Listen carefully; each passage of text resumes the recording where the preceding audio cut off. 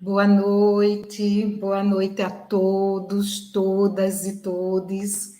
É uma alegria muito grande estar aqui hoje com vocês, nessa nossa última aula do curso Educação Integral, Saberes Necessários. Faz 5 meses que nós começamos, né, essa trajetória e eu estou muito emocionada e um pouco nervosa com isso, né? Começamos uma aula inaugural com a professora Jaqueline Moll, uma aula magnífica, e depois daquela primeira aula, todas as outras aulas nos emocionaram muito. Nós hoje estamos chegando ao final das aulas síncronas, mas não ao final do curso, com o coração pulsando, pulsando de alegria, por termos conseguido chegar até aqui. Né? Foram 10 aulas, além da aula com a professora, a aula inaugural, né? Nós tivemos também um momento com o professor Giovanni Rezende, também com a professora Branca Ponce, César Nunes, Natasha Costa, Jesuína, Cláudia Santos, Priscila, Andréa Everton, Gisonaldo Arcanjo, Maria Aparecida Vieira, Mônica Belotto, Giovana Araújo, Vera Santana, Maria Aparecida Dias e hoje Andréa Mendes. Todos professores e professoras que nos alegraram e que ainda vai nos alegrar na aula de hoje. Então, assim, é um momento de muita felicidade mesmo, né? O curso não se encerra aqui. De hoje a 15 dias, nós temos uma aula síncrona via Meet, porque nessa aula nós queremos olhar nos olhos de vocês, queremos ouvir vocês, né, no processo de orientação dos trabalhos de encerramento desse curso. Mas, para que a gente não prolongue mais esse diálogo, né, que a gente possa ouvir a nossa convidada de hoje, né, a nossa professora que vai ministrar a 10ª aula, a aula de encerramento dos encontros síncronos, a professora Andréia Regina Moura Mendes, que é doutora em Ciências Sociais, especialista e mestre em Antropologia Social, licenciada e bacharel em História, pedagoga e psicopedagoga, além de palestrante e escritora, né? Inclusive, escreveu um livro que fala sobre os patrimônios culturais aqui da nossa cidade. Então, hoje está na assessoria pedagógica da 2ª DIREC, em Parnamirim, né, no Rio Grande do Norte. Mas, além de tudo isso, André é um encanto de pessoa, que tem dado uma grande contribuição com o nosso curso desde o início. E hoje ela vai nos encantar com a última aula síncrona. Seja bem-vinda, Andréa, e é um prazer tê-la aqui conosco. O pessoal já lhe conhece, assim, mas é a única da equipe que vai ministrar uma aula, né? Já esteve aqui como mediadora, mas é a única professora ministrante. Isso. Primeiro quero agradecer imensamente, né, a oportunidade que foi me dada pelo Comitê Territorial de Educação Integral, pela parceria com a UFRN, com o DIME, com a própria SEEC, né, e aqui não posso deixar também de agradecer a 2ª DIREC, e dizer que foi uma alegria, que foi também um desafio para a gente, né, pensar esse curso, há quanto tempo, né, nós pensamos esse curso, a quantas mãos ele foi construído, e dizer que vocês também são parceiros muito valorosos, são parceiras muito valorosas, que eu aprendi muito com todos vocês. Então, a minha primeira palavra é de gratidão, né, pela oportunidade de estar aqui para discutir sobre educação integral. Que bom, que bom. Na verdade, estamos todos muito, muito emocionados e gratos, né? Assim, como você mesma coloca, o curso foi construído em várias mãos, né? E não foi de uma hora para outra. Estávamos pensando nesse curso no final do ano passado, né? Isso. Então, foi um tempo pensando para iniciar em 24 de abril. Isso. Foi quase um semestre, né, de gestação desse curso. De construção, de pensar, de retomar, não, vamos mudar aqui uma coisa, vamos organizar. Mas que bom que a gente chegou, e chegou nesse formato, e que ele, assim, ele nos trouxe muitas alegrias, muitos conhecimentos, assim, eu acho que para a equipe ele trouxe aprofundamento Verdade. mesmo, de visão de mundo, de visão da educação integral, porque a gente conseguiu sistematizar, né, ali o que a gente pensava acerca dessa temática, né? Então, nós temos 11 aulas, vamos ter a partir de hoje, que vai construir esse processo mesmo do que é que a gente pensa, qual é a concepção de educação integral que nós defendemos. Então, hoje, para pensarmos os patrimônios culturais, né? E a questão dos equipamentos, né? Os patrimônios e equipamentos culturais para a educação integral, de que forma contribui nesse processo, nós deixamos com você essa palavra e vamos ouvir, né, toda uma expectativa, Que e bom. esse momento é seu. Então, quero agradecer a você, professor, você, professora, que está aqui hoje com a gente.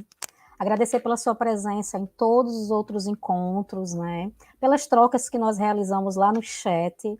Sempre que possível, eu estava lá conversando com vocês, agradecendo a presença e pedindo likes, né? Acho que vocês lembram que tinha alguém sempre pedindo likes, e likes era eu. Então, quero dizer para vocês que é um momento muito gratificante estar aqui hoje, ainda mais para a gente conversar sobre algo que eu amo, que é justamente educação patrimonial. Antes, gostaria de lembrar para vocês que após a minha fala, né, após essa nossa conversa, nós retornaremos com a professora Ruth para os novos direcionamentos, para o encerramento da nossa capacitação, e também para que vocês possam, né, conhecer parte dessa equipe que é pequena, mas muito potente, muito energizada, né? E que foi fazendo a muitas mãos essa capacitação para vocês, tá bom? Então, inicialmente eu vou pedir para Josenildo começar a postar aqui a nossa aula. Pronto. Pode passar, Josenildo.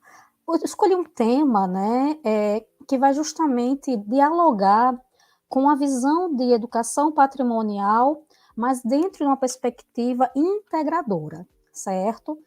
E para início de conversa, trago para nosso bate-papo, né, o meu poeta favorito, que é o Carlos Drummond de Andrade, nesse texto, nesse trecho desse poema tão maravilhoso, né, que nos diz tanto sobre o que a gente pensa de educação integral. Vou ler para vocês, tá? Estou com a voz assim rouquinha, né, mas vou ler para vocês. Brincar com crianças não é perder tempo, é ganhá-lo.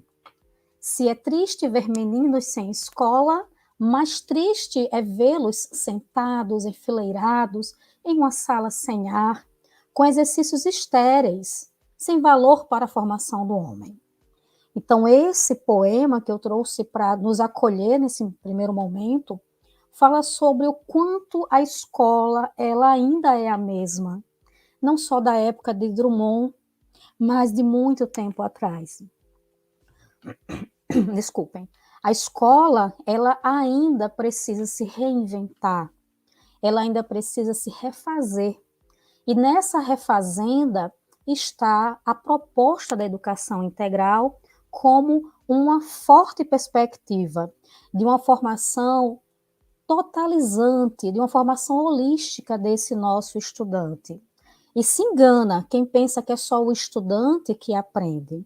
Nós, professores, nós, assessores pedagógicos, que atuamos na perspectiva da educação integral, nós também avançamos muito, nós também mudamos as nossas formas de ver o mundo e ver a realidade.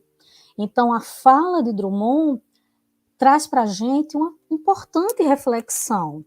Será que todas as dimensões dos sujeitos que aprendem estão sendo valorizadas no espaço escolar?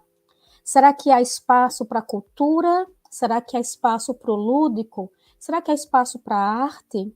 Para a memória? Né? Para aquilo que nós trazemos como identidade? Então, a minha conversa hoje é nesse sentido, da gente pensar como surge esse conceito de patrimônio e como a gente pode trazê-lo para as nossas experiências, né, dentro das nossas escolas, dentro dos nossos territórios, tá bom? Então, vou pedir para a Joselildo passar mais uma vez. E aí, nesse próximo slide, tá esperando, né, para passar. Eu quero falar um pouco sobre mim, né? Tá aí essa pessoa que vos fala, para que vocês entendam de onde eu falo, né? De que lugar eu estou falando para vocês, de que lugar eu estou mediando essa conversa. Em primeiro lugar, da própria história, né? Eu sou professora de história e é assim que me identifico, né? Desde 1995, quando eu comecei a lecionar. Mas eu venho também de um outro campo das ciências humanas, que é a antropologia. E foi justamente na antropologia que eu abri a minha compreensão, eu abri o meu olhar para a importância da relação entre cultura, patrimônio e educação. Então, quando fiz mestrado lá na UFRN, no curso de antropologia social, eu comecei a investigar como era construída a identidade dos moradores das rocas. E para isso, usei um fato, um fenômeno, para analisá-lo, que foi a malhação do Judas. Então, imaginem que quando eu comecei essa dissertação de mestrado, quando eu comecei a pesquisa, eu não sabia que a malhação do Judas, ela tinha um componente muito particular e diferenciado naquele bairro. Então, eu precisei entender aquele território, eu precisei entender as dinâmicas sociais, as práticas culturais e o lugar que deu as respostas que eu precisava para a minha problemática, na minha dissertação de mestrado, foi uma escola. Por quê? Porque aquelas crianças que moravam no bairro das Rocas, estudavam na escola Café Filho, eles também vivenciavam a malhação do Judas. Mas eles me disseram o que os adultos não queriam revelar. Então, desde a época do mestrado, que eu percebi como é importante o olhar da criança, o olhar da adolescência, né, sobre a própria prática cultural, sobre os territórios que eles moram. E por essa razão, eu tenho realmente um apreço gigante por pensar em patrimônio e pensar nessa relação dele tão imbricada com a escola, com o chão da escola. De onde eu falo também é sobre alguém que é preocupada com a educação patrimonial das novas gerações. Sou autora do livro Natal Como Eu Te Amo, foi publicado na pandemia, em 2020, né, pela editora M3, que hoje é a editora Timbu. E essa obra, escrita para os estudantes dos anos iniciais do ensino fundamental, ela convida os estudantes a conhecerem a história dos patrimônios de Natal e assim aprender a valorizar, a respeitar, também a preservar no futuro. Então, eu falo desse lugar, eu falo da história, mas eu falo também da antropologia, e eu falo do chão da escola, né, que é onde eu passei a maior parte da minha vida profissional. No próximo slide, nós já temos aqui o início da nossa discussão, certo? E a primeira questão que a gente vai pensar é de onde surgiu esse conceito de educação patrimonial, de patrimônio cultural. Será que na história da política brasileira sempre se pensou em valorização desse patrimônio? Não foi bem assim. Apenas nos anos 30 é que nós tivemos uma mobilização forte, inclusive liderada pelo intelectual, pelo escritor, que vocês estão vendo aqui, né, o Mário de Andrade, e que foi a partir de uma mobilização que, claro, começa com ele, mas vai contar com colaboradores em todo o território nacional, que se cria o Serviço do Patrimônio Histórico e Artístico Nacional, ou SPAN. Hoje vocês conhecem como IPHAN, né? O serviço virou um instituto. Então, vejam que lá nos anos 30 surge essa preocupação em se criar ações educativas que mobilizem a juventude, mas que mobilizem também os adultos para compreender a importância do patrimônio local e assim atuarem na sua preservação. Então, a gente tem aí quase 90 anos, né, de ações, de intervenções, de práticas, mas muito ainda a gente precisa conquistar. Tanto, né, que lá na década de 30 se transformou em uma política pública de Estado. E a gente sabe que é uma política federal, né? O Instituto do Patrimônio Histórico e Artístico Nacional, ele é uma entidade ligada ao Ministério da Cultura. Então, nós temos, sim, essa política no âmbito federal, mas ainda falta muita coisa. Inclusive, desde a fundação do SFAM, se preocupa, né, que há uma preocupação muito grande com os papéis educativos dos museus, né, de como os museus eles podem também ser esses espaços de educação e de preservação do patrimônio. Pode passar, querido. O Mário de Andrade, como vocês sabem, né, ele é um expoente da Semana de Arte Moderna, mas ele é aquele que pensa na primeira estratégia de inventário para a cultura brasileira. Ele viaja, né, o Brasil inteiro, conhecendo as culturas locais, conhecendo o patrimônio local, e, de certa forma, ele já começa esse catálogo. Quem aqui leu Macunaíma sabe que dá para dar uma aula, né, sobre história, sobre patrimônio, utilizando a obra, né? Então, o patrimônio, ele começa a ser visto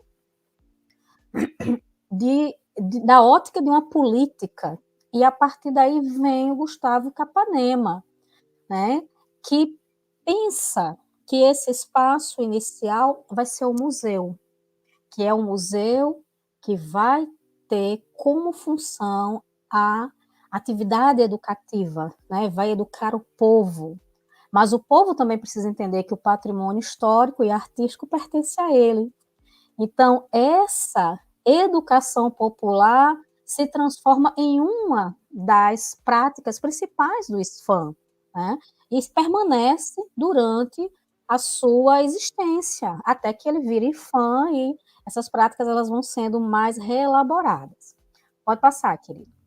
Que nós temos só um pouquinho, na imagem anterior, dá para a gente ver um dos profetas, né, esculpido por Aleijadinho, certo? E é a capa dessa revista, né, do SPAN, do Serviço do Patrimônio Histórico e Artístico Nacional. Pode passar, querido, por favor. Bom, mas como é que a gente vive em um país tão múltiplo, tão diverso, e a gente vai ter um sistema nacional que vai dar conta disso tudo? Como é possível, né? Em primeiro lugar, pensar que nós somos frutos dessas diversas matrizes, né? Como já dizia o Darcy Ribeiro. Então, nós temos a matriz indígena, a matriz europeia, lusitana, e a matriz africana. Então, nós somos o produto dessas três matrizes, depois dos imigrantes, né? Mas nós também não temos uma cultura única, certo? E fala de culturas, né, brasileiras, a gente chega a falar no plural, sim, porque a cultura ela é múltipla, ela é diversa.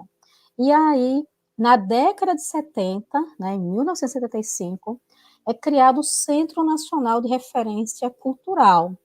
E esse centro, ele tem um papel muito importante, porque ele vai justamente reafirmar a importância dessa pluralidade cultural do nosso país e dessa diversidade. Claro que 1965 é uma época bastante polêmica, nós sabemos que o Brasil enfrentava um momento bem difícil, né, durante o regime militar, durante a ditadura, mas é importante pensar na potência desse órgão, né? De mesmo diante de tantas violências e violações, está ali mostrando o valor da cultura brasileira e das culturas brasileiras e a necessidade de observar, de registrar, né, para poder valorizar e preservar depois, certo?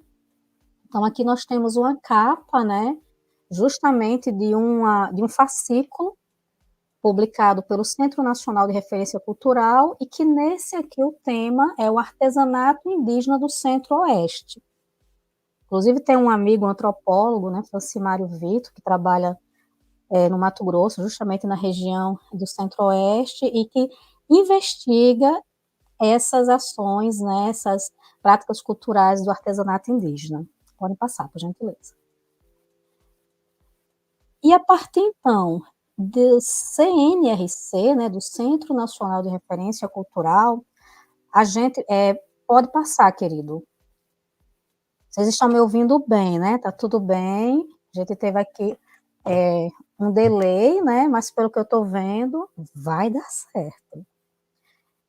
Em que momento a gente começa, então, a refinar essa relação entre cultura, patrimônio e educação? A partir dos anos 80, né, a gente vai ter uma força maior nesse movimento. Tanto que começa a pensar mais na cultura local. Se a gente pensar bem, se a gente pensar sobre nós, primeiro a identidade é com o bairro, né? Depois é com o município, depois é com o estado, depois é com o país, né? A identidade, ela é daquilo que é mais perto de mim para aquilo que está mais distante. Então, a partir dos anos 80 começa essa preocupação, né, de se valorar a cultura local e, a partir daí, se pensar quais são as bases da educação que se pretende reconhecer esses patrimônios, se pretende reconhecer a importância dessas práticas. Então, pela primeira vez, né, na década de 80, essa relação mais próxima entre o chão da escola e aquilo que acontece na vida dos estudantes. E o que acontece na vida dos estudantes são os saberes, são os fazeres, são as celebrações, são os rituais, são os lugares de memória, né? E que a escola, durante muito tempo, ela simplesmente desconsiderou. Então, é muito importante a gente pensar nessa perspectiva de que há uma aproximação entre educação e cultura. E essa aproximação, ela vai ganhando força e nas décadas seguintes ela vai realmente revelar-se essencial para a concepção realmente de que pessoa queremos formar, né? De como vamos formar esse sujeito integralmente, certo? Pode passar, por gentileza. Então, é quando a gente começa aqui a ver a educação patrimonial como um dos aspectos centrais da educação, né? Acho que vocês lembram, lá nos anos 90, a gente começa a falar dos parâmetros curriculares nacionais, a gente começa a falar dos temas transversais, né? E a educação patrimonial, ela se encontra hoje também enquanto um tema transversal, mas não só porque atravessa toda a história, atravessa toda a cultura brasileira, mas principalmente porque a educação patrimonial, ela tem uma característica fortíssima, que é de transpor barreiras, transpor limites, transpor fronteiras. Então, a gente tem aí uma abordagem interdisciplinar quando a gente pensa em educação patrimonial, a gente tem uma abordagem transdisciplinar, não é apenas cada disciplina pensando naquele mesmo objeto da cultura, ou aquele patrimônio, ou aquela prática, mas pensando juntos também, né, dentro dessa proposta integradora. Então, a educação patrimonial se torna um elemento essencial dentro desse processo educativo e, ao mesmo tempo, nos impulsiona a pensar o território educativo, né? Que a gente teve uma conversa deliciosa com a professora Natasha Costa sobre isso, que é repensar essa relação entre a cultura, a escola e o território, né, onde a comunidade se encontra. Não dá para vocês verem muito bem, né, ficou bem pequenininha a letra, mas um dos aspectos essenciais é a gente pensar nos temas transversais da contemporaneidade, e um deles é o multiculturalismo, certo? Então, pensar nessa perspectiva, né, multicultural é essencial para a gente compreender realmente a sociedade brasileira. A gente, às vezes, fica muito na dicotomia, né, que foi pensada lá atrás por Gilberto Freire, ou pelo próprio Sérgio Buarque de Holanda, mas quando nós lançamos os nossos olhares sobre a cultura brasileira nos dias atuais, a gente percebe que nós somos um caldeirão, né, cultural que ferve, que borbulha, né, com muitas referências, de muita complexidade, e que isso é importante para a gente compreender porque educação patrimonial não é algo simples, não é algo fácil de ser falado e tratado. Realmente é complexo, né? E exige da gente um olhar treinado e comprometido com a cultura local, com a história das comunidades e também, principalmente, com as dinâmicas sociais que são estabelecidas dentro daqueles territórios. Pode passar, por gentileza. E é quando, então, né, a gente, sabendo que a educação patrimonial é algo complexo, é uma abordagem, né, que tem um nível muito forte, né, de diálogo com outras áreas, a gente vem aqui e lembra um pouquinho do conceito de cultura, né, bem polêmico, né, quem foi aluno meu em antropologia lembra que eu amava trabalhar com Roque de Barros Laraia, né, trabalhar com Laplatine, e o Brandão também, né, é um dos meus autores favoritos para falar de cultura. Mas o que é que a gente tem que pensar aqui? Que a cultura ela é global, ela é um processo realmente global, e que a gente não pode pensar que a cultura ela só está no indivíduo, né, que a cultura só está na humanidade, mas que a cultura ela está também presente no meio, e da transformação que os homens fazem sobre esse meio, é que é feita a cultura. Então, quando a gente pensa nas habitações, nas construções, né, aqui, por exemplo, o Brandão cita os templos, quando a gente pensa nos objetos, mas também quando a gente vai para a perspectiva do patrimônio imaterial, né, daquilo que não é tangível, mas daquilo que é sentido, daquilo que é vivido, então a gente sabe que o conceito de cultura engloba várias esferas, não só as condições históricas, né, dadas pela sociedade, mas também a economia, né, como a sociedade se organiza, quais as referências étnicas, ou até mesmo do próprio meio, né, ecológicas, que a gente consegue compreender através daquela cultura que ali se apresenta. Então, o conceito de cultura, ele também é complexo, né? Ele também tem várias possibilidades de análise. Por isso que é tão importante a gente pensar com muito cuidado para evitar etnocentrismo, né? Para evitar anacronismos e, acima de tudo, fazer o exercício do que nós chamamos de relativismo. Ora, nós, enquanto professores e professoras, nem sempre fazemos parte do território das nossas escolas, né? Imagine eu que sou assessora pedagógica de 6 escolas diferentes, né, em 5 municípios diferentes. Então, eu não compartilho de todas as práticas culturais de todas essas escolas, de todas essas comunidades, entendem? E aí a importância de compreender como esse conceito ele precisa ser visto através desses diversos ângulos e como nós devemos também praticar o relativismo, né, que é entender a cultura do outro a partir da visão dele, certo? Para mim, essencial esse aspecto do relativismo cultural, certo? No próximo ponto, então,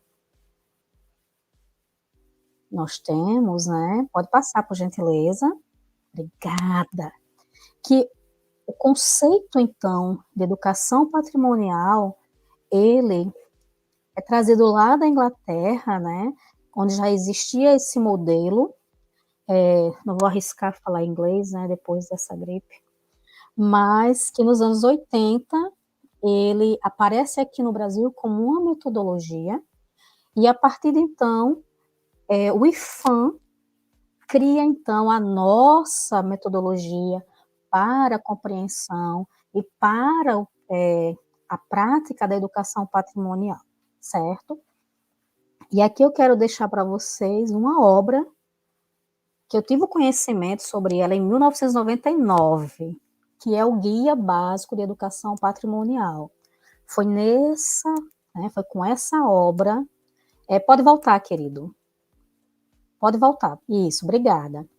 Que a gente vê uma sistematização da forma, né, que a gente vai estudar o patrimônio nas escolas, né, com os nossos estudantes. Então, há 4 etapas. A primeira etapa é observar esse patrimônio, seja ele material ou imaterial, certo? A segunda etapa é fazer o registro. Como? Se nós estamos querendo, né, por exemplo, pensar aqui sobre o registro da história oral, então eu tenho que gravar, né, a fala daquela pessoa, eu tenho que fazer uma entrevista. Mas se eu quero registrar as mudanças na paisagem, então eu vou fazer uma fotografia, né? Registrar é a segunda etapa de apreensão desse patrimônio, seja ele material ou imaterial. Explorá-lo, né? Compreendê-lo, vê-lo, né? Colocar-se embaixo da luz e ver diversos lados. Então, isso também é interessante. A exploração desse patrimônio, né? A compreensão de como ele se dá até chegar realmente à apropriação. Então, é fundamental que a gente entenda que educação patrimonial tem uma metodologia. Não é algo que eu vou fazer por acaso. Não é algo que eu vou fazer sem ter a marca, né, da metodologia que o IFAM traz para a gente, e a gente, enquanto escola, a gente entende que é importante, certo? Enquanto antropóloga, né, eu já tive a oportunidade de estudar muitos fatos, muitos fenômenos, e também, enquanto antropóloga, trabalhei para uma empresa, prestei consultoria para uma empresa de arqueologia, então pude conhecer muito, né, principalmente o estado do Ceará, pude ter contato com rendeiras, com pescadores, né, com agricultores, então são saberes e fazeres diferentes, que a gente vai encontrando, né, em cada região também estão as nossas escolas. Eu percebo, né, vejo que vocês são de vários municípios do Rio Grande do Norte, alguns que eu já conheço, outros que eu não conheço bem, mas é muito importante a gente entender qual é a potência do nosso município, qual é a força da cultura da nossa comunidade, o que é que está mais perto do chão da escola. Isso é a gente pensar, né, o patrimônio, e também pensar como aplicar essa metodologia, tá? Próximo slide, por favor. E aqui está o guia, né? Que inclusive o meu tá bem sofridinho. Eu nem trouxe para mostrar para vocês, porque ele tá bem idoso. E aí eu deixei ele lá na estante da sala, tá bom? Mas o que é interessante nesse guia? A primeira coisa é a gente pensar que educação patrimonial é um processo permanente, é sistemático, né? Eu tenho mais de 20 anos de sala de aula, né?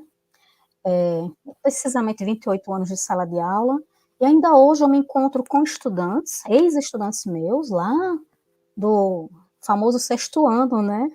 Sexto ano, e que eles dizem: Olha, professora, naquela aula de campo, lá no Recife, eu aprendi isso e nunca mais esqueci. Olha, professora, naquela aula de campo no Seridó, eu aprendi isso e ainda hoje vem essa memória. Olha, lá naquela aula de campo em Natal. Então, assim, cuidar dessa educação patrimonial de maneira que ela atravesse gerações e que a gente possa, né, ver esse patrimônio cultural sendo valorizado, sendo encarado como fonte de conhecimento sobre aquela comunidade, sobre aquela cultura, mas ao mesmo tempo que a gente perceba a riqueza que ele tem para aquelas pessoas, não só do ponto de vista individual, né, para cada sujeito, para cada indivíduo, mas do ponto de vista coletivo, tá? Então, o guia, ele é uma forma de orientar como seria o trabalho dos professores, como seria um trabalho na perspectiva da educação patrimonial. E eu deixei para vocês lá na nossa plataforma esse material para vocês conhecerem, trazerem também para os, né, territórios de vocês, tá bom? Por gentileza, próximo slide. E aqui eu quero, né, coisa de antropóloga, tá? Aqui eu quero trazer para vocês os bens culturais de natureza imaterial, certo? Primeiro, vejam que o decreto é muito novo, né? O decreto de 4 de agosto do ano 2000, é o decreto 3.551, que ele institui o registro de bens culturais de natureza imaterial, criando o Programa Nacional de Patrimônio Imaterial. Professora Andréia, eu não entendo esse conceito de patrimônio imaterial. Você entende? Por exemplo, os ofícios, né? Às vezes vocês conseguem perceber, mas eu estou aqui, ó, vestida com uma blusa das rendeiras da Vila de Ponta Negra. Isso aqui, né, é um bem cultural imaterial, esse saber fazer. Eu não sei fazer renda. Talvez a maioria também aqui não saiba, mas elas sabem. E isso é passado de geração para geração, há muito tempo, ali na Vila de Ponta Negra. Então, os ofícios são uma forma de bem cultural imaterial, os modos de fazer de formas tradicionais, né? Por exemplo, chouriço, na região do Seridó, que eu já comi lá. Nem todo mundo encontra chouriço aqui, né, na Grande Natal. Mas lá na região do Seridó, a gente sabe. As pessoas fazem essa iguaria, esse doce, né, com o sangue do porco. Então, é importante demais a gente compreender que são fazeres tradicionais, né? Como também as formas de expressão, as músicas, as coreografias, as encenações também, as escritas, como a própria literatura de cordel, né? As brincadeiras. Aqui eu tenho alguns exemplares, tem aqui algumas coisas do Teatro João Redondo, tem aqui um mamulengo cearense, que eu chamo flor, tá?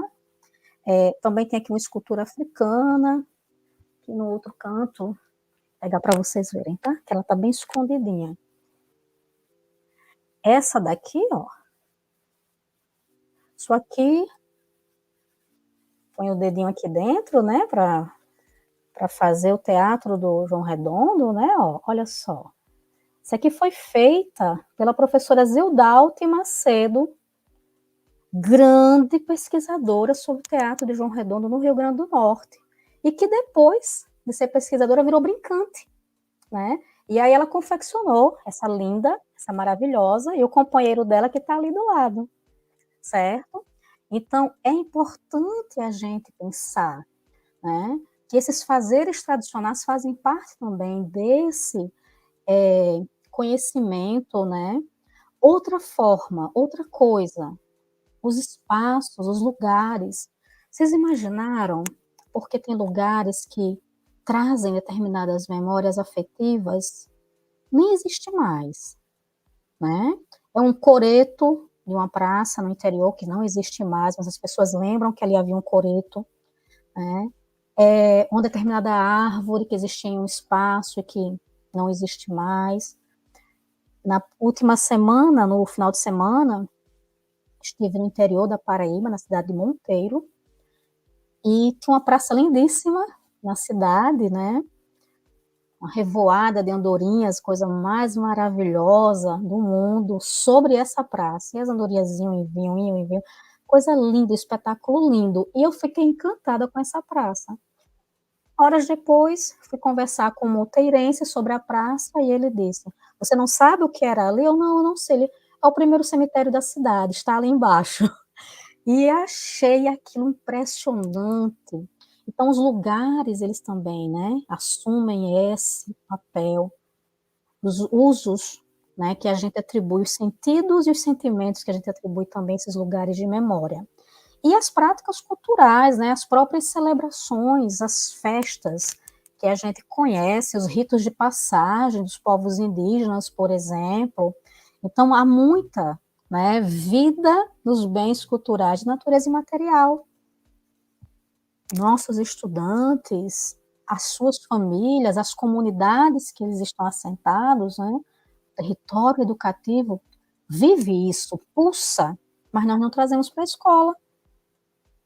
E é aí onde está o nosso erro. Porque se nós estamos pensando em fazer uma educação integral, numa perspectiva integradora, a cultura não pode estar fora disso. A cultura ela tem que ser um elemento central, porque é a cultura que constrói a nossa identidade, é a cultura, né, que alimenta as nossas raízes, certo? Então, é fundamental que a gente compreenda a importância desses bens culturais e que a gente traga esses bens, né, para a realidade da nossa escola, para o nosso chão da escola. Pode passar, querido, por favor. Eita, olha a letrinha. A professora malvada, né? Essa professora Andréia, eu prometo que eu vou explicar para você. Eu sei que tá pequenininho, mas eu explico. Deixa eu tomar um pouquinho de água. Pronto. Patrimônio imaterial. Então, são as práticas, as representações, as expressões, os conhecimentos e as técnicas. Por exemplo, um instrumento musical, né? Como a viola de coxo, como a rabeca, instrumentos que são feitos de uma forma artesanal, transmitidas de geração para geração, modo de fazer transmitido de geração para geração, os objetos, os próprios artefatos, né? E aqui, quando eu penso em objeto, eu posso estar pensando aqui em objetos decorativos, eu posso estar pensando em objetos utilitários, eu posso estar pensando também em objetos simbólicos. Então, os objetos, eles também ganham, né, uma importância dentro do patrimônio imaterial. Os museus vivem disso, não é verdade? Da mesma forma, os lugares, né? Que aí a gente vai ter a força das memórias, né? Daqueles lugares que se constituem como monumentos, é, testemunhas do passado, né? Da transformação daquele meio ambiente, certo? Então, é importante a gente pensar que o papel dessa, né, educação patrimonial é marcar esse sentimento de pertencimento, esse sentimento de identidade cultural que todos nós trazemos, certo? Quando comecei a minha carreira nas ciências humanas, né, e conversava com pessoas de outros estados, as pessoas sempre falavam muito mal do natalense, né, que o natalense não tinha cultura. E eu ficava muito intrigada com essa fala, né? E muitas vezes eu discutia com as pessoas, eu argumentava, e aí essa defesa do ser natalense é muito forte em mim até hoje. Então é importante a gente pensar naquilo que nos constitui enquanto comunidades, naquilo que nos localiza enquanto seres humanos. O patrimônio imaterial, ele tem essa força dentro de nós também. Pode passar, querido. E quando eu penso, né, em educação patrimonial dentro dessa perspectiva de integralidade, né, que a gente está discutindo desde a primeira aula lá com a professora Jaqueline Moll, né, Primeiro, que a educação patrimonial, ela não só está nos processos formais, dentro de um museu, né, dentro de uma escola, não. Ela também está nos processos não formais. É a primeira coisa que a gente tem que chamar a atenção, certo? Outra questão, educação patrimonial é sobre patrimônio cultural, tá? Nem tudo aquilo que a gente acha que é parte da cultura é patrimônio cultural. A gente tem que ter muito cuidado, né? Tem que pensar aqui quais são os referenciais, qual é a importância daquele patrimônio do ponto de vista sociohistórico, né? Qual é a relação dele com aquela comunidade. E aí, por que eu tenho que fazer educação patrimonial? Para que esse meu estudante ele reconheça a sua cultura, para que ele a valorize e que ele ajude na sua preservação.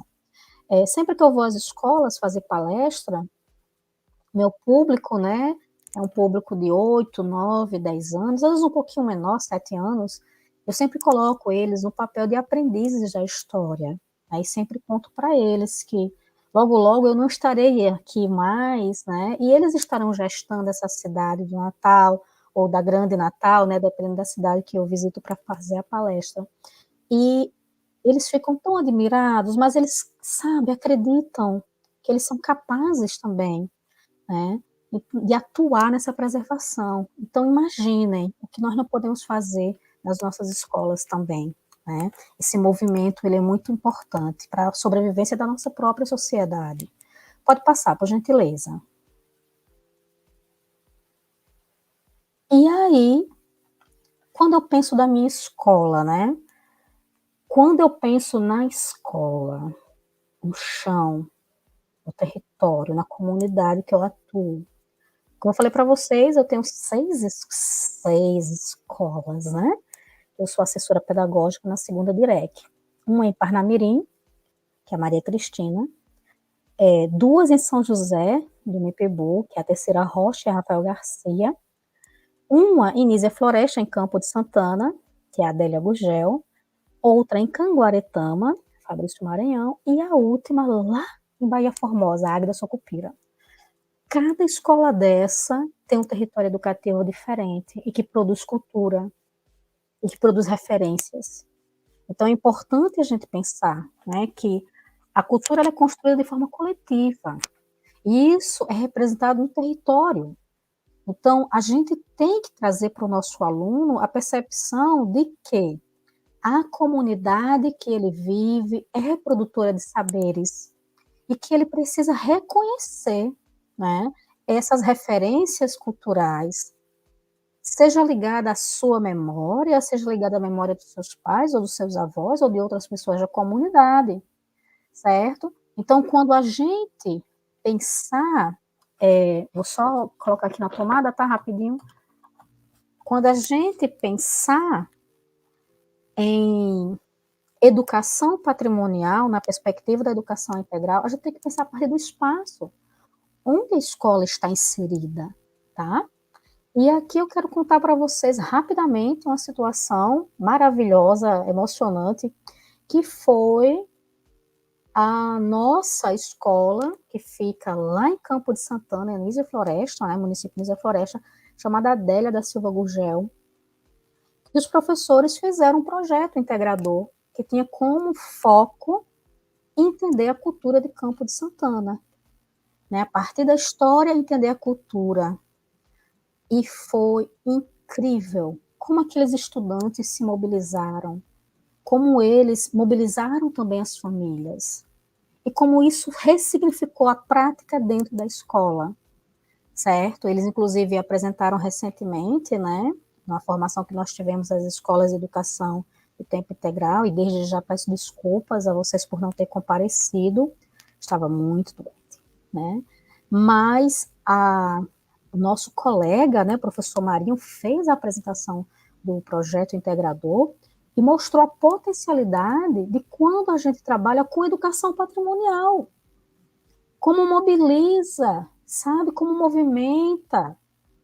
Isso é a alma da nossa, né, escola de tempo integral também. Pode passar aqui.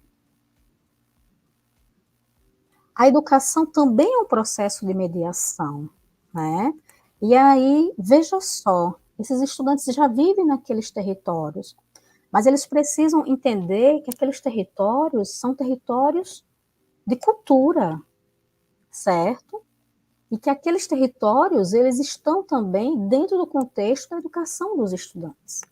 Então, a gente não pode separar os fazeres, os saberes, as celebrações que os estudantes vivem no bairro deles, na comunidade deles, do que é a escola.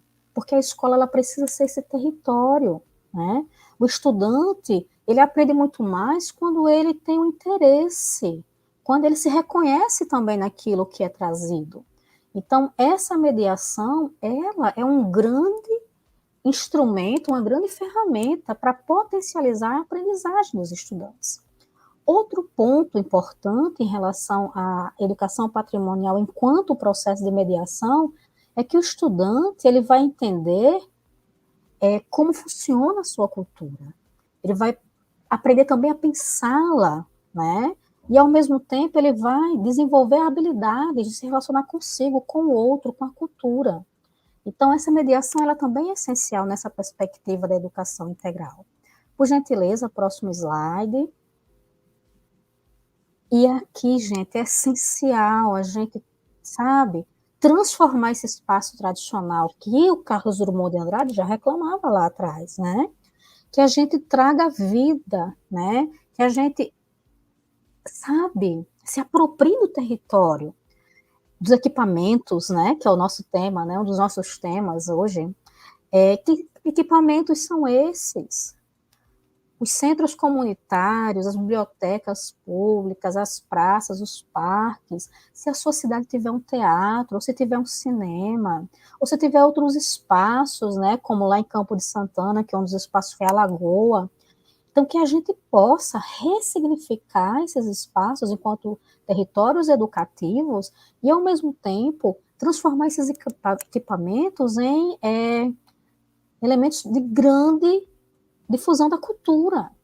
Então, se a gente conseguir compreender que esses espaços são documentos vivos, que nós podemos viver ali, mas podemos fazer a leitura desses espaços, né? E se a gente puder transformar essa vivência a partir da metodologia da educação integral, nós estaremos inserindo o papel da cultura na formação dos nossos estudantes e, ao mesmo tempo, nós estaremos reforçando essas identidades.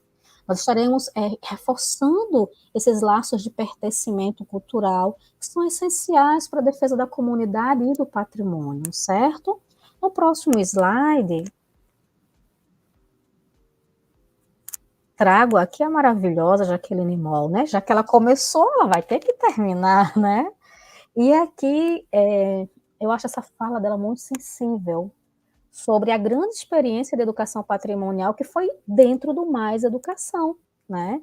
E diz o seguinte, vou ler para vocês. A cidade precisa ser compreendida como território vivo, permanentemente concebido, reconhecido e produzido pelos sujeitos que a habitam. É preciso associar a escola ao conceito de cidade educadora, pois a cidade, no seu conjunto, oferecerá intencionalmente às novas gerações experiências contínuas e significativas em todas as esferas e temas da vida, tá? Então, só para vocês terem uma ideia, eu deixei para vocês um material, uma referência, que é justamente sobre uma experiência em João Pessoa, né? Aqui perto, né? João Pessoa, ela se entende como essa cidade educadora, onde a educação patrimonial, ela faz parte, né? Há anos da prática educativa da sua rede municipal, certo? O nome do programa, esse material está para vocês lá na plataforma, Programa de Educação Patrimonial João Pessoa, Minha Cidade. Então, a gente não precisa estar pensando aqui nas cidades educadoras de São Paulo, por exemplo. A gente pode pegar aqui João Pessoa. E nós, que somos potiguares e que visitamos a cidade aqui, a capital vizinha, a gente sente que o cuidado com o patrimônio lá é diferente, que apreço pela cultura paraibana é diferente, a gente sente, a gente vê, é palpável. E é sobre isso que a gente está pensando aqui, né? Como é que nós podemos tornar as nossas escolas, os nossos municípios, os nossos territórios também cidades educadoras, né? Territórios educativos? Como é que a gente pode fazer essa parte? Tanto da educação patrimonial, quanto da metodologia, né? Da educação patrimonial, quanto da perspectiva da educação integral e integradora, tá? Porque quando eu falo em educação integral, não estou pensando só em expansão do tempo, estou pensando naquela educação holística, que vê o sujeito na sua totalidade, tá bom? Próximo slide, por favor. E aqui eu trago nessa provocação, aqui é uma provocação, é o meu lado de socióloga, né, de doutora em ciências sociais, reclamando aqui. Está faltando um estreitamento desses laços entre os diversos setores que fazem parte, né, do governo, para que a gente tenha políticas públicas, de fato, eficazes e eficientes em relação ao patrimônio cultural, tá? Aqui, enquanto natalense, deixo aqui o meu registro de indignação sobre o descaso, sobre o descuido que está, por exemplo, o Centro Histórico de Natal e o Corredor Cultural, certo? Na Cidade Alta. Então, a gente precisa pensar nessa intersetorialidade das políticas públicas e compreender que aquele espaço ali é nossa história, a nossa raiz, a nossa identidade, e que deve ser objeto de cuidado não só dos educadores, né, que estão ali, tem inclusive um colega que eu tenho uma grande admiração, que é o professor Luciano Capistrano, que faz um trabalho incrível sobre memória, né, fotografia, ali na Cidade Alta especificamente, certo? Então é importante que a gente compreenda que esses espaços, né, e aqui eu falo no plural, precisam ser apreendidos pela educação, pelo pedagógico, pela educação patrimonial, mas também por políticas públicas que, sabe, viabilizem, né, o cuidado com aquele espaço, a sua valorização, a sua preservação, certo? Por gentileza, pode passar. E aqui, né, vou passar um pouquinho mais rápido, é só para vocês pensarem. Ai, professora Andréa trouxe essa conversa sobre educação integral, sobre educação patrimonial, mas onde é que está tudo isso, né? Está aqui, né? Nós temos, desde a Constituição Federal, já na lei, a importância da educação integral, certo? Passando pelo ECA, pela LDB, pelo PNE, pelo Fundo Nacional do Monitoramento e Desenvolvimento do Ensino Básico, do Ensino Magistério, né? Pela própria lei que criou agora, recente, o programa Escola em Tempo Integral. Então, a educação integral, gente, é o caminho mais viável. É a forma que nós vamos plantar equidade. Mas nós só vamos plantar equidade se nós cuidarmos de todas as esferas. E a esfera da cultura, ela não pode ser deixada de lado, de forma alguma. Podem passar, por gentileza. Próximo slide, por favor. Vocês pensaram que vocês não iam fazer nada, foi? Não, não, não, não. Eu deixei aqui algumas atividades para vocês, tá? A gente fala muito na educação integral de atividade mão na massa, né? Peguei um bocado de criança aí mexendo um bolo, né? Mexendo uma massa aí. E aqui eu teria algumas propostas para vocês pensarem nos seus territórios depois dessa nossa conversa. A primeira ideia é justamente construir, né, um conceito sobre esse espaço educativo de vocês. É um espaço urbano, é um espaço rural, né? E quais são os equipamentos que tem nesse espaço? Então, seria uma possibilidade da gente pensar. Segundo, vamos mapear as referências culturais que existem nos territórios de vocês, tá? Essa é uma sugestão do IFAM também, a gente fazer um inventário pedagógico do patrimônio local, certo? Outro ponto que é muito importante, pensar nos lugares de memória que objetos os estudantes possui em casa e que traz essa historicidade, né, essa marca do tempo. E aqui, quero deixar para vocês uma sugestão que eu amo, fazia muito isso, né, na escola privada, que era um museu cultural, né? A gente reunia objetos com mais de 25 anos, é uma geração, né? A gente marcava 25 anos e a gente descobria coisas incríveis que estavam nas casas dos alunos, dos seus pais, avós, né? E que a gente colocava em exposição. Então, já imaginaram fazer um museu, né? Um museu cultural na escola de vocês, como uma prática de educação patrimonial? Ia ser incrível a quantidade de coisas que vocês iam descobrir. Eu fiz na pandemia com os meus estudantes da escola municipal Alzelina de Sena Valença, que fica lá em Parnamirim. E nós fizemos, fica lá em Parnamirim não, gente, eu estou em Parnamirim, então eu estou em Nova Parnamirim, que fica no bairro de Rosa dos Ventos, em Parnamirim. E na pandemia, eles postavam as fotos dos objetos culturais, né? Isso foi muito gratificante, porque eu mostrei os meus objetos, a minha coleção de máquinas fotográficas, de cartões postais, de fotos antigas, e eles também trouxeram seus objetos do cotidiano, alguns utilitários, outros decorativos, e a gente fez um grande diálogo. Outra questão, né, que a gente, já daqui a pouco, já que a Maria Luciene, recadinho maravilhoso, isso, a cultura, ela é viva, e se a gente não trouxer essa perspectiva de educação integral, fica mais difícil. Próximo slide, por favor. Estou terminando, tá, gente? Eu estou sentindo que vocês estão querendo, né? Estão querendo que eu termine, eu vou terminar, tá? Jaqueline Moll, certo? Eu tenho uma admiração imensa por ela, né?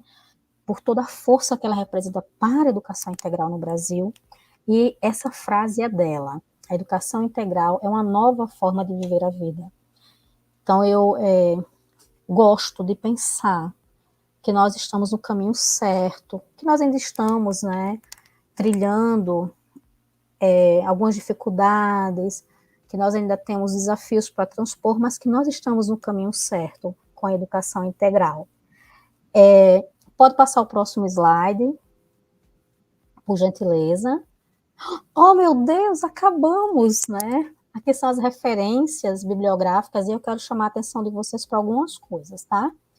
Além da legislação, alguns desses materiais eu já coloquei para vocês.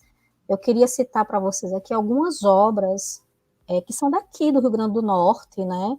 E que vocês podem estar pensando depois. Por exemplo, a obra do professor Luciano Capistrano, Divagações, Memória, Fotografia e História.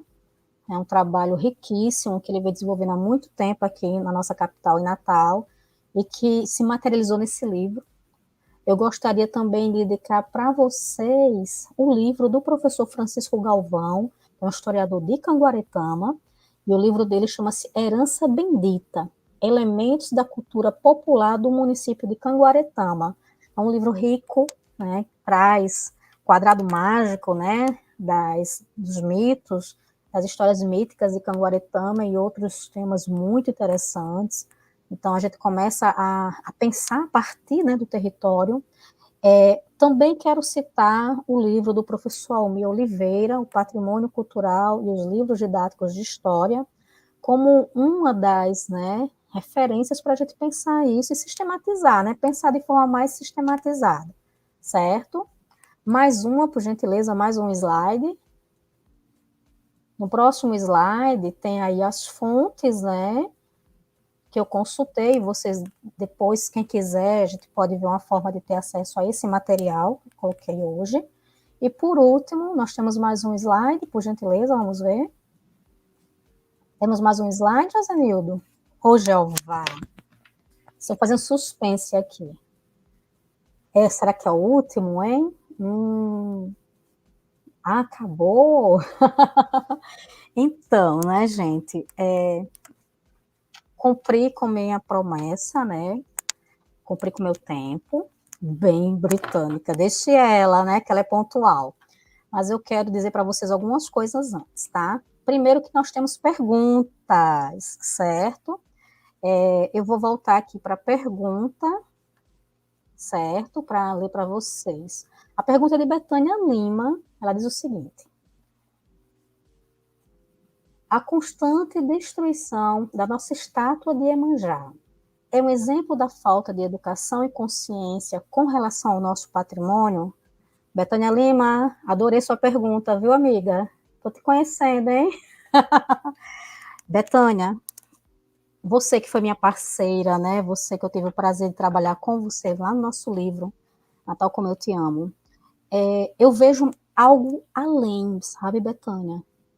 Eu não vejo só que é um desconhecimento em relação ao nosso patrimônio, mas eu vejo que também há todo um preconceito sobre a cultura de matriz africana, sobre a religiosidade de matriz afro-brasileira, né? Esses atos de vandalismo que constantemente sofre, né, a escultura da Orixá e Iemanjá, aparece também em outros estados brasileiros quando os terreiros, né, de tradição, principalmente de candomblé, eles são atacados, eles são queimados, né, são invadidos e destruídos. Então, mostra que o Brasil, apesar de ser um país composto, né, essencialmente por três matrizes, né, como eu já falei antes, ainda impera ainda um preconceito muito grande sobre a cultura africana e sobre a cultura afro-brasileira. E aí eu já coloco aqui a importância da gente resgatar a Lei 11.645, que essa lei ela possa realmente ser verdade, né, nas nossas salas de aula, que nós possamos trabalhar com a história dos povos indígenas, com a história dos povos africanos, com a história dos seus descendentes, com a cultura, né, de maneira que a gente não só vença o preconceito sobre as, né, religiões de matriz ameríndia, religiões de matriz africana, mas que também que a gente passe a relativizar, a olhar a cultura dos povos indígenas, a olhar a cultura de matriz afro-brasileira a partir dos seus próprios referenciais. Então, a sua pergunta é excelente, porque a gente está sempre vendo, né, o atentado a esse patrimônio religioso, mas que a gente vê que vai além da má educação, está muito ligada à intolerância religiosa, está muito ligada ao racismo, ao preconceito, né?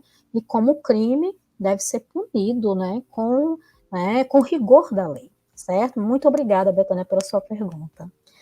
Nós temos aqui também uma outra pergunta que diz o seguinte: professora Andréia, qual a importância no currículo escolar da valorização e preservação do patrimônio, desde o fato que o estudante que vê, né, que observa, que conhece o patrimônio, seja ele material ou imaterial, ele vai também valorizá-lo e ele vai também preservá-lo, certo? Então, está muito ligada a questão da valorização e preservação, mas também está ligada ao reconhecimento das suas origens, né? Da sua identidade cultural, do seu pertencimento, certo? Então, eu vejo como essencial o estudo da educação patrimonial no currículo escolar, porque o estudante, ele não só passa a se identificar com aquele território, mas ele passa também a preservar. E aqui, né, tem algo que é bem interessante, né? É uma frase que eu até anotei aqui no meu bloquinho, que diz o seguinte: a comunidade é a melhor guardiã do seu patrimônio, certo? Essa frase é de Aloysio Magalhães. Então, se a comunidade conhece o seu patrimônio, ela vai sim preservá-lo, ela vai valorizá-lo, e ao mesmo tempo ela vai reconhecer a importância das suas raízes, né, da sua identidade, certo? Mais alguma pergunta? Deixa eu ver aqui. Já comentei, né, Maria Luciene, eu vi Aldo aqui em algum lugar. Ah, tá aqui Aldo, né? Incrível essa possibilidade do museu familiar. Certamente há muitos objetos pessoais, patrimônios de famílias, que se ampliam como patrimônio da história cultural de muitas gerações. Excelente observação, Aldo. E é essencial que a gente compreenda, né, que muitos desses objetos estão guardados, né, e eles contam uma história, eles nos trazem as marcas do tempo. Então, o museu familiar, imagine um museu familiar no município, né, numa escola de zona rural, quanta coisa interessante vai chegar, e quanta coisa que vai contar sobre os modos de viver daquelas pessoas. Então, para mim, é uma das metodologias, né, mais interessantes. Professora Micheline Medeiros, querida também, vamos lá. A recente pichação ao Forte dos Reis Magos é a desvalorização do patrimônio ou o uso estratégico do espaço como forma de luta em favor do patrimônio material, né, em relação aos povos originários. Micheline, eu vejo as duas coisas, é ambivalente, sabe, aquilo que aconteceu na Fortaleza, né, eu vi, inclusive, muitas falas, né, vi muitas postagens comentando sobre aquilo que ocorreu, mas, de fato, eu vejo ambivalência naquela situação, né? Porque ao mesmo tempo que um patrimônio, o nosso patrimônio militar, né? O IPHAN, ele tem categorias dos patrimônios, então tem o patrimônio civil, patrimônio militar, patrimônio religioso, então Natal tem aquela é a construção, né? O patrimônio militar mais antigo, certo?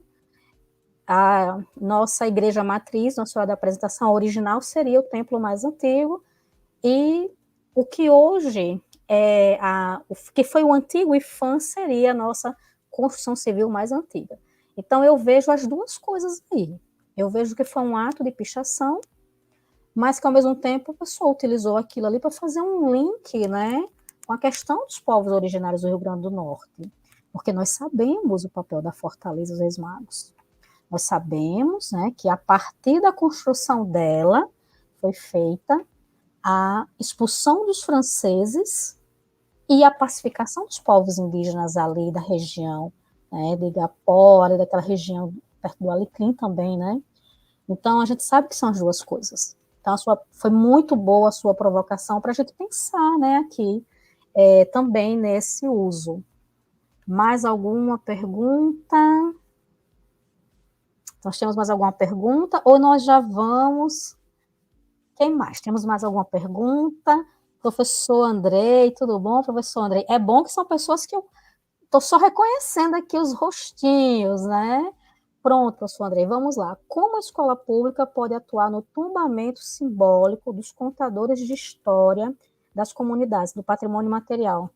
Professor Andrei, excelente a sua pergunta.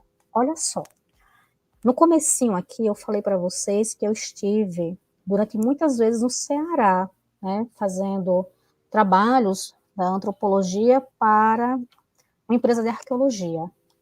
E no Ceará, eles têm, que eu acho assim incrível, tesouros vivos, certo? Então, tesouros vivos são justamente esses guardiões, né? Por exemplo, eu conheci uma na cidade de Paracuru, que ela tinha um grupo de pastorinhas, certo? Dona Marinha de Ló. Então, é bem interessante, porque esses tesouros vivos, esses patrimônios vivos, o governo do Ceará, ele atribui para eles um benefício, né? Essas pessoas, elas passam a receber um salário mínimo mensal, passam a ser reconhecidas como mestres de cultura, certo? E é claro, né, que são colocados em um nível mesmo de guardiões, tá? Então, assim, eu vejo que esse tombamento, eu nem usaria tombamento, eu usaria reconhecimento mesmo. Ele não tem que ser simbólico, ele tem que ser via uma política pública, tá, de reconhecimento do papel desses mestres de cultura, e que esse reconhecimento seja logo. A gente vê essa força muito forte aqui, né, pertinho, no bairro de Felipe Camarão, certo? A gente sabe que existem essas mobilizações em determinadas áreas de Natal também, em outros bairros de Natal, além de Felipe Camarão, Mas a gente não vê isso vindo do poder público com ênfase, sabe, enquanto política. Então, eu creio que é essencial a gente pensar nisso, sabe? Porque caso estes, né, mestres de cultura não sejam valorizados, aquela cultura ela vai desaparecer, né? A tendência é o desaparecimento.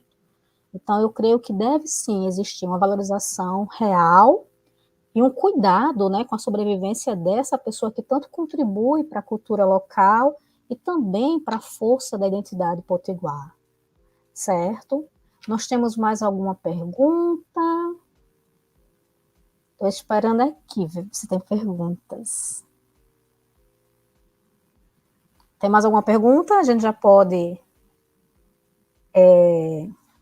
partir, né, para os momentos finais do nosso curso. Eu prometo que eu não vou chorar, tá? É emocionante, mas eu não vou chorar. Olha, você chegou. Oh.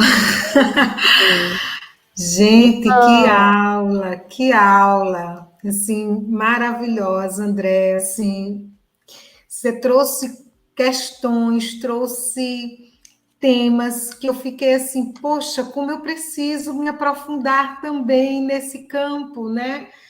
Assim, muita coisa boa para trabalhar. E as perguntas, né? Foram poucas perguntas, mas perguntas fortes, né?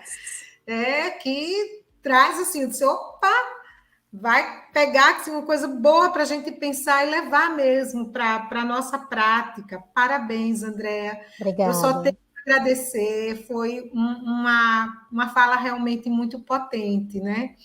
E não é para nos emocionarmos, mas é para agradecermos de fato, né? Esse momento, assim, a gente tem muita coisa legal. Acho que apareceu aqui mais uma pergunta, não é isso? Vamos lá, é o Josimar, né? Josimar Bezerra, todo inventário precisa de critérios que são decisões daqueles que se comprometem a organizá-las. Assim como o surgimento do inventário participativo. Excelente essa questão, Josimar, muito boa. Inclusive, o IFAM, ele propõe um modelo de inventário, certo? Se eu não me engano, eu coloquei esse material também para vocês já na plataforma. Se não coloquei, amanhã eu coloco. Porque é interessante, como é uma metodologia, né, educação integral, então é importante que a gente também conheça quais são os instrumentos, né, que nós podemos utilizar. Então, a sua pergunta é muito boa e com certeza tem um documento para orientar, tá certo? Professora, Ai, eu que agradeço, né, a oportunidade.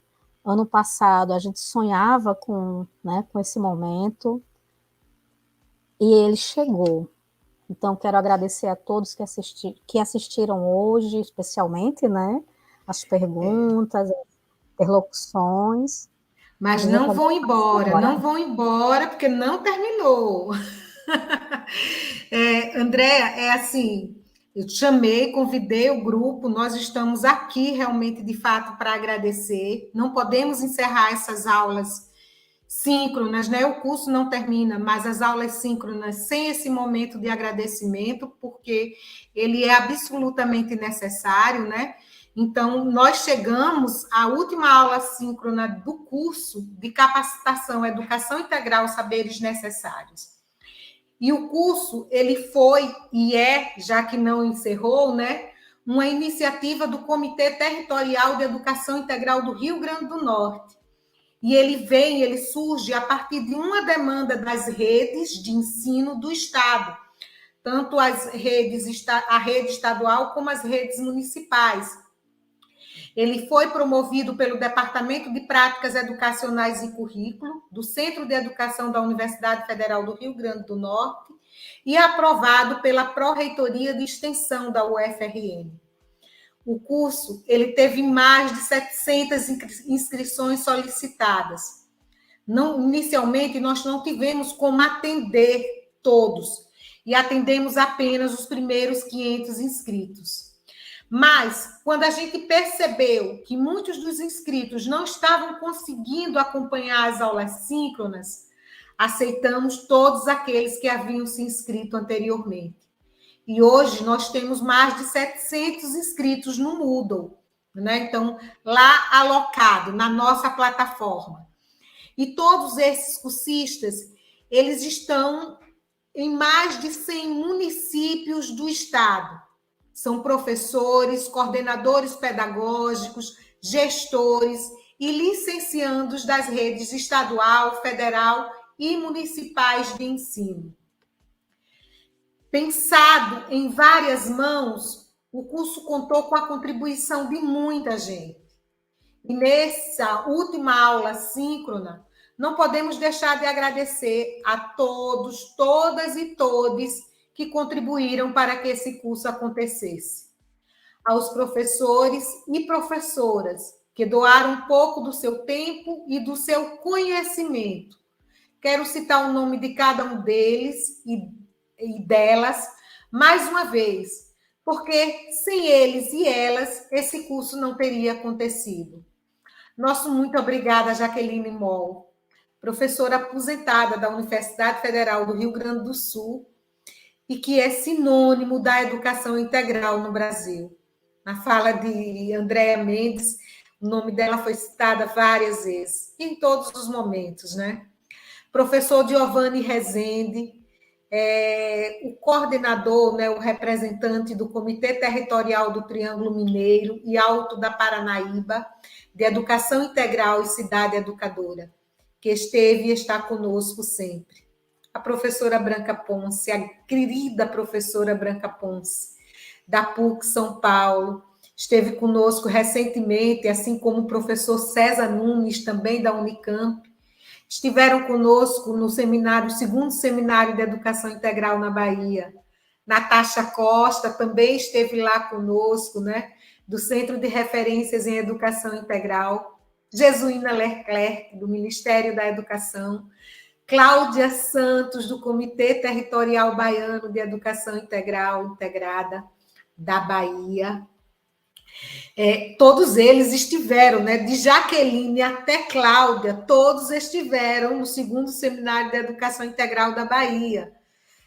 Priscila Serpejante, da PROAD SUS, Andréa Everton, integrante da equipe do Ministério do Esporte, também estava no seminário, Gisonaldo Arcanjo, da 10ª DIREC, a professora Maria Aparecida Vieira, da Universidade Federal do Rio Grande do Norte, lotada no SERES Caicó, professora Mônica Belotto, professora do Estado, do RN, e um amor, adorei sua aula, professora Giovana Araújo, do grupo Facetas, Mutretas e Outras Histórias, que também deu um show, né?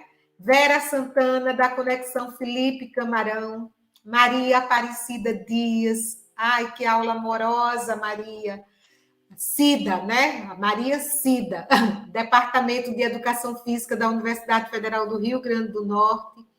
E, por fim, mas não menos importante, a Andréa, que ministrou uma aula também que nos emocionou muito. Andréa Mendes, da 2ª Diretoria Regional de Educação e Cultura do Estado do RN. Também contamos com muitas parcerias.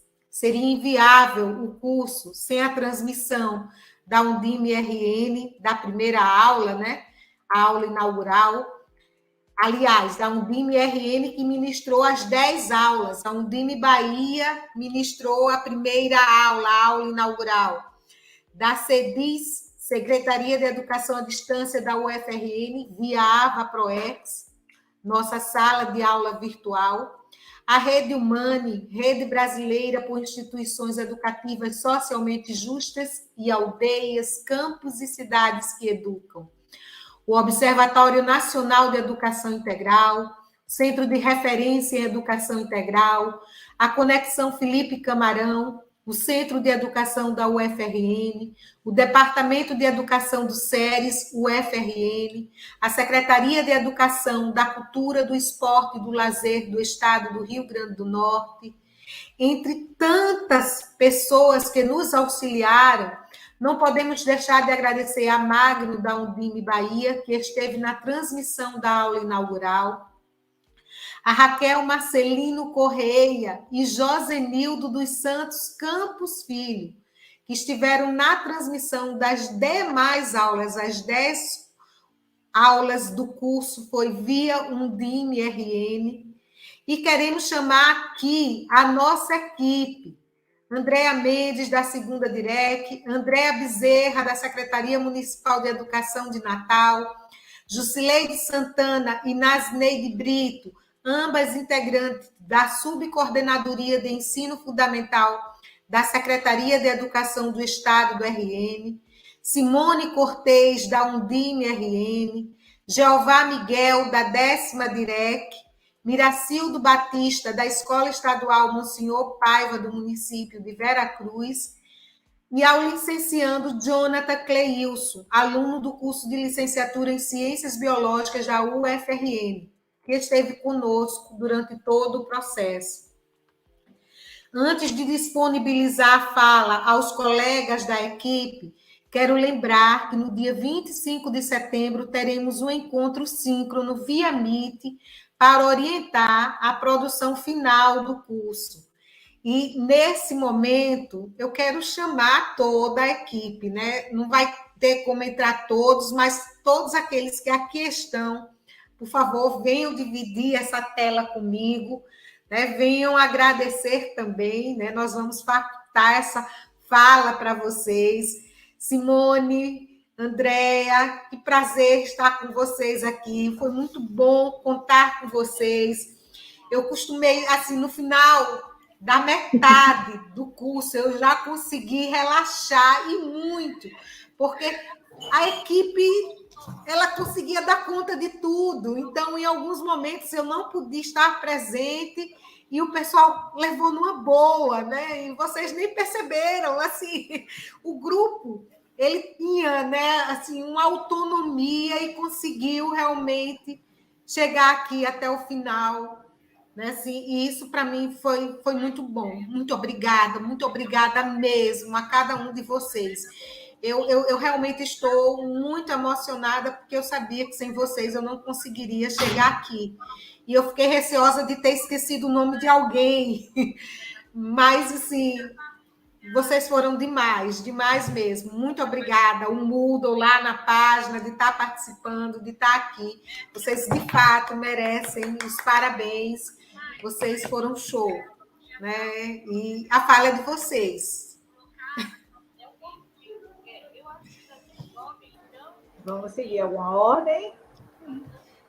Para mim, aparece Andréa nessa ordem. Não sei se é a mesma de vocês, Andréa Mendes. É, aí depois mesma é ordem. É? Então, né? Só agradecer. Não tenho. Se eu falar muito, eu vou chorar, né? E eu não gostaria de chorar. Mas quero dizer que foi uma experiência riquíssima. E mais ainda por causa da força dessa equipe, né? Da força dessa parceria. Como você falou, professora Ruth, realmente é que nós nos demos as mãos de verdade.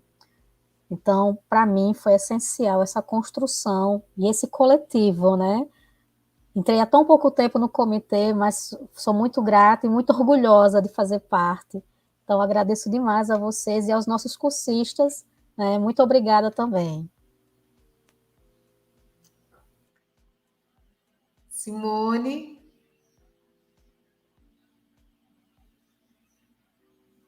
Tá sem som, Simone. Olá! Agradecer, né, em nome da Undime, aqui do Estado do Rio Grande do Norte, a todos os cursistas, aos professores e professoras, aos pesquisadores, né, que enfrentam conosco, né, com o comitê, com o Centro de Educação da UFRN, né, esse desafio da educação integral aqui no território do Rio Grande do Norte, implementam nas redes municipais e na rede estadual o currículo, né, um currículo que tenha sentido, onde o estudante ele é protagonista.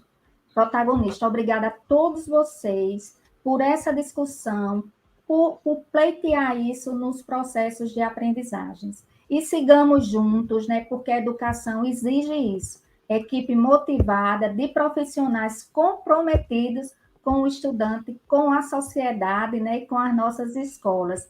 Juntos somos mais fortes. Beijo. Nasneide. Oi, pessoal, parabéns a essa equipe maravilhosa. Eu pouco contribuí, viu, gente? Olha, mas essa equipe é potente, tá? Então, assim, parabéns, Ruth, que coordenou maravilhosamente esse processo, a Jússi, Jeová, viu? Jeová deu show aí nas suas mediações, Andréia, Simone, essa companheira agora de todas as horas, né, Simone? Andréia, brilhante, Andréia, sua aula hoje. Que coisa maravilhosa, pontual, clara, amorosa, falando assim, de quem valoriza, de quem vive o território. E assim, você realmente, Andréia, é um bem material e material, eu não sei bem distinguir até onde vai, né? Essa categoria que contempla tudo que você representa, né? Mas, assim, é muito valiosa, viu? Você enquanto pessoa, né, enquanto pesquisadora, né, enquanto, enfim, alguém que está nos trazendo assim essa amplitude de conhecimento sobre cultura, patrimônio cultural, que assim por muito tempo não foi valorizado, né, e que eu acho que até a partir do programa Mais Educação deu maior visibilidade, né, a esse aspecto importante de uma educação integral. Então, assim, parabéns. E, assim, muito feliz com essa conclusão desse curso maravilhoso, que, inclusive, vai ficar, né, registrado no YouTube, né, que vai com certeza contribuir, né, para gerações e gerações aí de educadores, né, enfim. Parabenizar todos que participaram, os cursistas, né, que estiveram aqui dando audiência, né, ao nosso curso. Coisa maravilhosa, todo mundo cansado, 8 horas, 9 horas da noite, e a gente aqui. Então, isso tudo é afeto, né? É garra, é resistência, né? Então, isso tudo é muito bom. Isso nos faz acreditar, né, que vale a pena continuar. Então, continuemos. Um abração bem especial a cada um e uma de vocês. E viva a Educação Integral, viva o Comitê, a Undime, a Secretaria Estadual de Educação, né, as secretarias aqui envolvidas, Jaqueline Moll, né, Cláudia, Andréa, enfim, todos nós que sonhamos e continuamos, né, nessa caminhada. Um abração para todos e todas e todos, né, Ruth? Isso. Andréa Bezerra. Então, gente, estou muito feliz e muito emocionada com esse momento do nosso curso. Tá? É muito lindo assim, a gente estar nesse lugar e poder olhar para a telinha, ver todo esse pessoal nesse horário aqui conosco, pessoas que ao longo de toda essa trajetória, né, trocaram muito aqui no chat. Um agradecimento especial a todos que foram colaboradores, que se dispuseram a deixar um pouco do seu conhecimento aqui. Andréa hoje fechando mesmo com chave de ouro, né? Então é eterna gratidão mesmo, gente. Queria deixar um recadinho para cada um de vocês, em cada município que vocês estiverem. Façam uso de todo esse conhecimento na construção das políticas de educação integral em seus órgãos, seja secretaria, seja como professor atuante na escola, tá? Esses saberes aqui são saberes necessários e fundamentais, tá? Então, sem eles não se constrói política de educação integral, tá? E como o Ruth colocou, nós tivemos a oportunidade de estar no segundo seminário, né, Nordeste, né, mas a nível nacional, tá, em Salvador. E tivemos assim a oportunidade de ver uma mesa toda construída com aqueles que foram professores nossos ao longo do curso. Isso nos deu muito orgulho, nós olhamos para ele e comentamos entre nós, eu digo, olha que lindo, né? Então, as pessoas que estão à frente hoje da educação integral em nosso país são pessoas com quem nós nos relacionamos, e vocês se relacionaram também, e agora têm proximidade com eles. Tá? Então, que possamos fazer uso de todo esse conhecimento para que a política de educação em nosso Estado seja uma política consistente, uma política efetiva, né? E o conhecimento, assim, E aquilo que não deu para colocar aqui, mas que foi colocar como conhecimento, mas que foi extremamente expressado e que é a base da educação integral, é todo esse amor, gente, é a amorosidade, é a acolhida, tá? É aquilo que não é palpável, tá? É aquilo que é imaterial. Olha que coisa linda! É o que é imaterial na educação integral. Tá certo? Sucesso a cada um de vocês e gratidão aos meus companheiros que estiveram assim ao longo dessa trajetória com a gente, tá bom? Beijos. Fiquem todos com Deus, gente. Sejam todos abençoados e agraciados com tudo isso. Jeová Miguel. Boa noite. Com muita alegria, eu sempre começo dizendo que é com muita alegria, porque de fato é com muita alegria que eu estou cercado de, e aqui eu abro um parênteses bem grande para dizer de mulheres, né? Grandes mulheres que fazem a educação acontecer no Rio Grande do Norte. Tem uns homens também, inclusive tem um aqui no bastidor com a gente, que foi um excelente profissional, contribuindo aqui com a gente com a qualidade na transmissão. Mas o curso ele é predominantemente feminino e com muita garra, e mulheres aguerridas, elas contribuem cotidianamente, não é só nas segundas-feiras à noite, não, para construir uma educação pública de qualidade para todos, todas e todas no Rio Grande do Norte.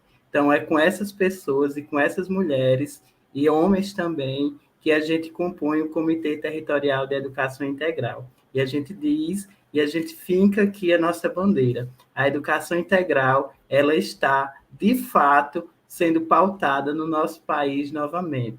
Temos muito a fazer e temos muito a contribuir. Termino minhas palavras aqui convidando e convocando todas as pessoas que estão nos acompanhando a fazer parte desse movimento, que é um movimento em prol da formação humana em sua inteireza. Então, que a gente resgate as nossas forças e aqueles que já passaram e contribuíram conosco, seja nas nossas aulas ou com as nossas leituras, com aqueles referenciais teóricos.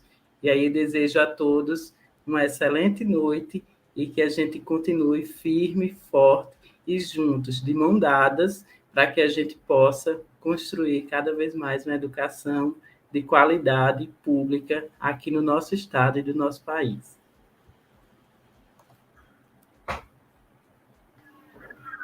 Boa noite, pessoal. Muito bom. A fala de Andréa hoje, essa fala mansa, essa serenidade também de Ruth hoje na finalização, só mostra o quanto a gente está assim, repleto de gratidão, né? Por perceber que o curso foi trilhado do início ao fim, com todo esse compromisso, com todo esse amor pela educação integral, por toda essa partilha, essa coletividade, como diz um velho provérbio, uma andorinha só não faz verão. E educação, principalmente a educação integral, ela precisa ser construída assim, coletivamente. Todos têm contribuição a dar. E nós precisamos muito, a educação integral, ela precisa muito que vocês se juntem a nós, ao comitê, para que a gente possa potencializar a nossa voz, a voz de todos que acreditam e defendem a educação integral, certo? Porque a educação integral, ela precisa se tornar a grande bandeira da educação brasileira, por nossas crianças, por nossos adolescentes, por nossos jovens, para que eles sejam vistos, considerados e formados em sua plenitude, em todas as dimensões. É por eles que nós estamos aqui, é por eles que a gente passou meses e meses planejando, reorganizando uma coisa e outra, driblando o nosso tempo para dar conta de 2, 3 expedientes para a gente fazer esse curso acontecer. E ele só fez sentido, só está fazendo sentido porque vocês estão aí. São vocês que estão fazendo realmente esse curso valer a pena. Então, assim, juntem-se a nós, somem-se a voz do comitê, de todos que representam e acreditam na educação integral. Só assim a gente poderá construir uma sociedade com menos criminalidade, uma sociedade com mais dignidade, em que nossas crianças, nossos jovens tenham seus direitos garantidos, principalmente de uma vida digna. Eu deixo assim um abraço grande para vocês e parabenizar a Ruth por toda essa iniciativa, porque ela diz a equipe, mas se ela não tivesse pensado nesse curso, se ela não tivesse sido a primeira a colocar a bandeira, o mastro no barco, o barco não teria ganhado o mar, né? Nós assumimos os remos junto com ela, mas ela foi quem ficou o mastro no barco. Então, sigamos juntos, que nós sejamos esse vento a soprar as velas desse barco e a gente faça ecoar cada vez mais a nossa voz em defesa da educação integral.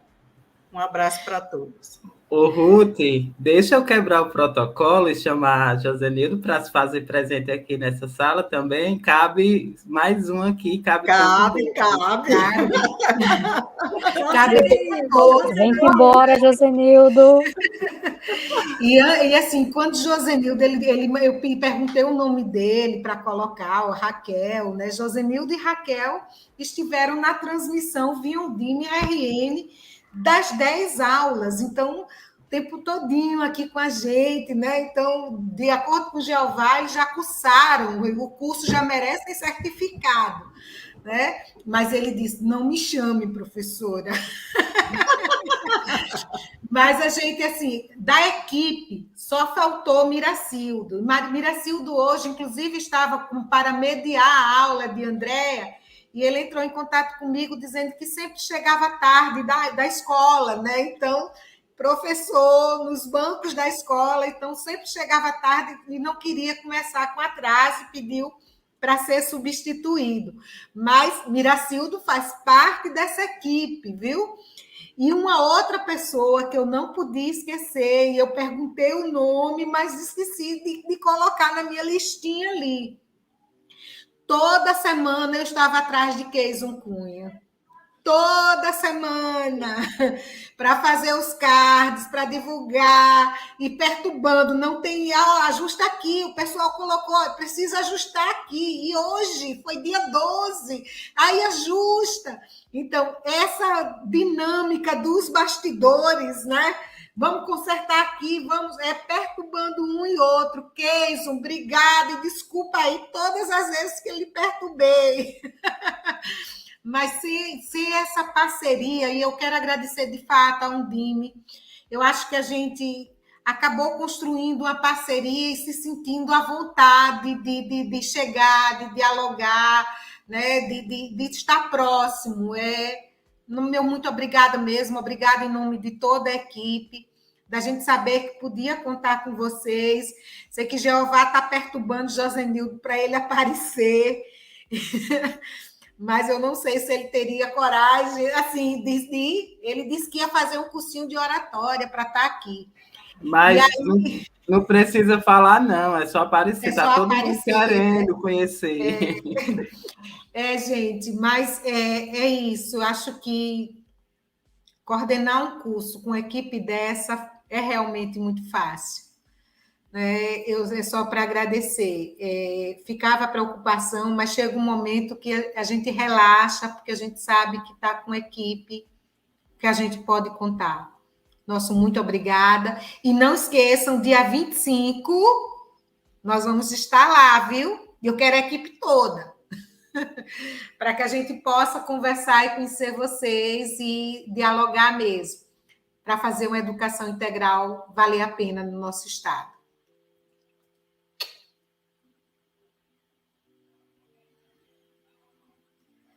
Aparece, Josenildo. Ainda dá tempo. Só flash. Tchau, gente. Tchau. Tchau. Boa noite, pessoal. Boa noite. Boa noite. Ele não apareceu. Danado, viu? Apareceu, não. Eu acho que sai a voz já, gente. Não sai, não? Ainda está